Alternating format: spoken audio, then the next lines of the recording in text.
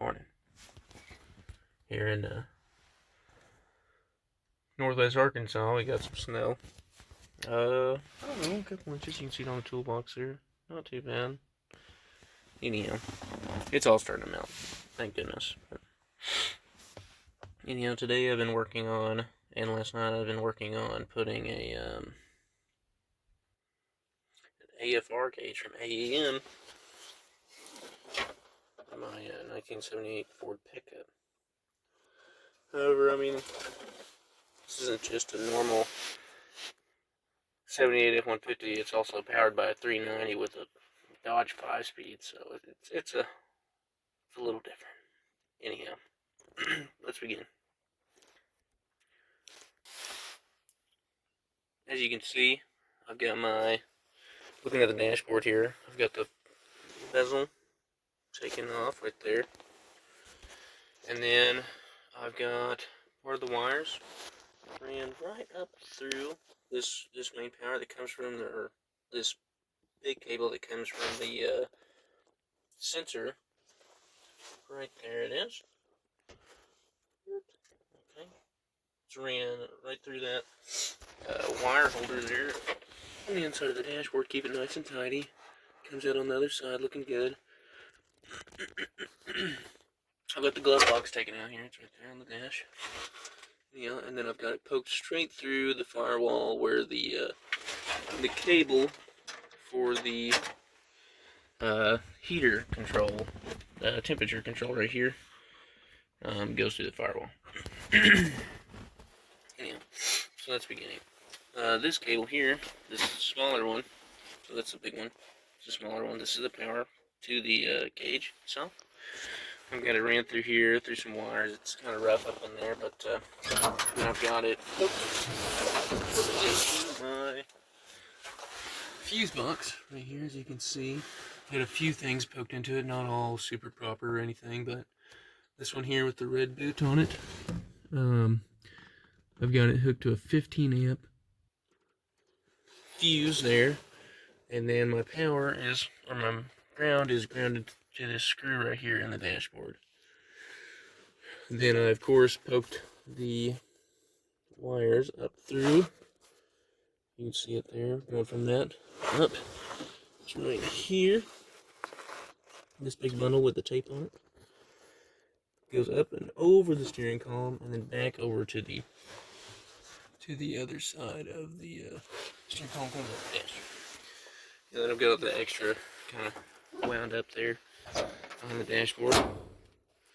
That's what we're working on today. 78 Ford F-150. Go around to the where the wire that comes from that goes to the sensor comes through the firewall. I've got it wound up right here with all the extra.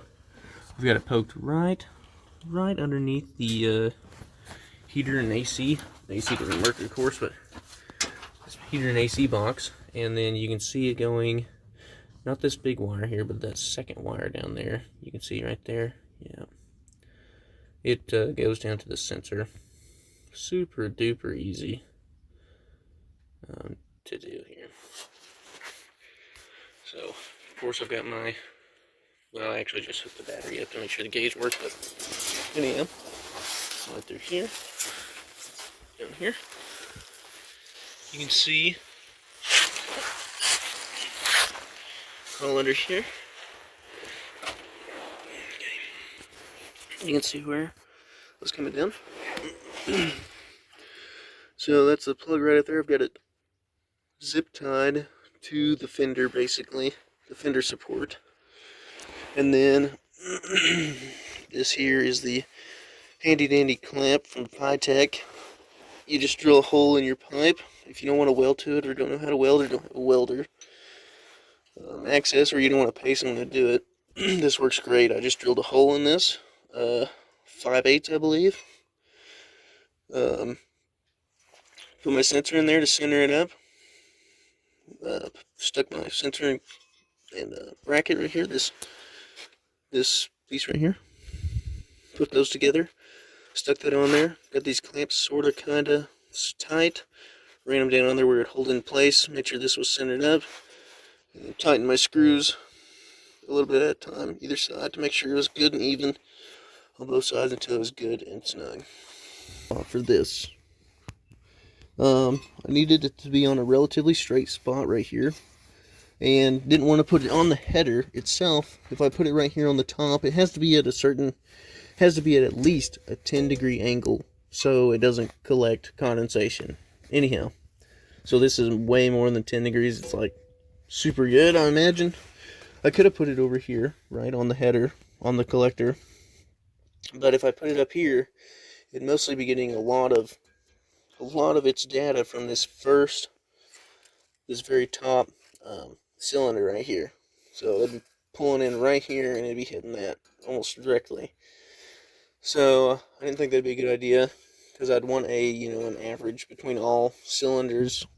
So I decided to put it up here a little farther back, where it would have more time to mix in there. Anyhow, this comes with a sweet little gasket and everything. You can see the exhaust gasket. These clamps are nice and sturdy. I freaking put them on with the impact, so a little impact, I should say. Great. Anyhow, so that's where I began. So figure that out. Put my clamp up there. Used a punch to make it cross. Punched it this way, then turned the punch, 90 degrees, and hit the punch again a couple times, and got a good little cross there lined up so I could get my drill lined up and kind of squared up so the hole would be where I'd really want it to be. So from there, I drilled the hole, then used a step bit to finish it out. Used a 1/4 inch or maybe like an 1/8 inch drill bit as a pilot hole, and then I used a step bit to get up to a 5/8 on that. So then I figured out where very first I ran my wire that goes up to that plug right there, ran that first to make sure that I was going to have enough cable to reach this area. So after I decided that and figured out that it'd be more than plenty, I went ahead and drilled this hole right here for this O2 sensor to go in. Of course, the AEM kit did come with a weld-on bung, but I didn't really have access to a welder. I didn't want to pay anyone to do it. So, anyhow, okay, so now we're back up here. So, I ran the cable from the sensor up here underneath the box for the heater and the AC. That way it'd be away from my headers down there. I wouldn't get overheated or anything. Ran it up here. Eventually I'm going to use some zip ties on this and zip tie back here somewhere out of the way, right over in this area probably, to tie it up where it's nice and neat, kind of looking kind of out of sight, out of mind. I've got a, oh shoot, I thought I had it in my pocket. Oh, here it is. For that hole in the firewall, I've got this little plug here that that is a fit for that hole there. Anyhow, I cut it in half so I could fit it over my wire. Just fit it over my wire, slide it down in there, slide it into the hole. Should mount up great. And then whenever I get it in there, the idea is to use some black silicone gasket maker to smear on the outside of this to seal it up good. That way I don't have to worry about any leaks or anything. So after that, I ran in here and then did all the wiring on the inside.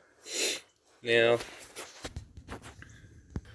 the idea on the AFR gauge is you can see your outputs in your exhaust like immediately. So rather than, since I don't have a dyno or anything like that, or even don't have fuel injection or anything, so it's not going to meter itself. So you have to tune the carburetor. So this will tell you exactly what you need to know, exactly when it's happening, so you can determine whether you need to give it more fuel or give it less fuel in the carburetor. So that's where your carburetor adjuster kit from, or carburetor tuning kit from Edelbrock is going to come in real handy. Alright, so it's like 1 day later. As you can see, it's like all the snow's melted and everything. It's about 63 degrees right now in Northwest Arkansas. Yesterday it was like 20, so weather's crazy. Regardless, though, I got my gauge all hooked up and everything. I got my interior put back together. You can see here, I got it kind of poked back together. Of course, I need to stick my dashboard back in, or glove box. Yeah, just to show you that it works. So you can see my wires back there, like they were before. I put a zip tie around those to just kind of keep them bunched up, so they're not flopping around in there. My phone's having a terrible time focusing. Anyhow, so, and then you can see the wires going in the back there, plugged it in. So I put the gauge in, or I mounted this bezel to the dash, drilled some holes that were smaller than the screws in this bezel, then put the bezel on there, screwed it on, ran my gauge in, put the fasteners on the back side, and then I put my gauge cluster in the dashboard. Yeah, I haven't even put my knobs back on yet, so anyhow, so that's that. I'll show you that it works properly. Here it is. Okay, starting up. Alright, cool. So it's reading, I guess, leftover fumes in the exhaust system. I haven't ran it yet. Whoa. That's weird. I haven't ran it yet. Obviously, that's probably picking up that it's like super duper lean. Actually, got the instructions right here. Is what tell me. There's a big table in here. All of the readings. Okay, yes. Okay. So let's see here. Yeah, so there it is, lean. It was over here reading like 17 junk and like going up super fast. Lean. Anyhow. Okay. Obviously, because there's no fuel in the system. So it's just reading plain air, basically. Cool. So that's that. Now to go ahead and put my dashboard back in. And just pick up some tools and stuff. I've just got a lot of tools laying around now. Up there. Up next, I'm getting my tuning kit from Edelbrock, and then I'm also getting my alternator from Summit Racing, a Summit Racing one-wire, kind of like a GM style alternator, specifically designed for Ford and Mercury and Jeep applications. So I'm pretty excited about that. It's 140 amps, so I think it'll do a lot better than what I originally had. So anyhow, stay tuned, and I'll keep you guys updated.